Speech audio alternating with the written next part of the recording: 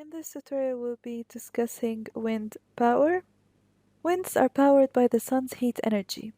When one area heats up more than another area that it is next to, there will be a difference in temperature. Then wind is created. It is a rotation cycle of cool air and warm air, and air that grows warmer rises upward. So the warmer the air gets, it will rise upward. This is called an updraft.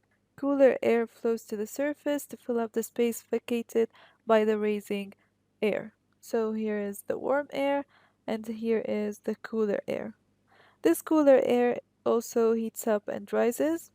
The air above cools down, but it can't get back to the surface because of the warm air rising from beneath it. This flow of air pushes off to the side as wind to head back to where the cooler air came from. Wind is a renewable source of energy, and it has been used for many centuries.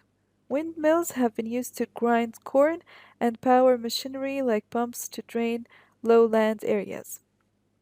Today, wind turbines drive generators to provide electrical energy. Now, what are the advantages of wind power? The energy produced is clean. The disadvantages: wind power can only be harvested in regions where the wind blows with enough energy for a significant proportion of the year.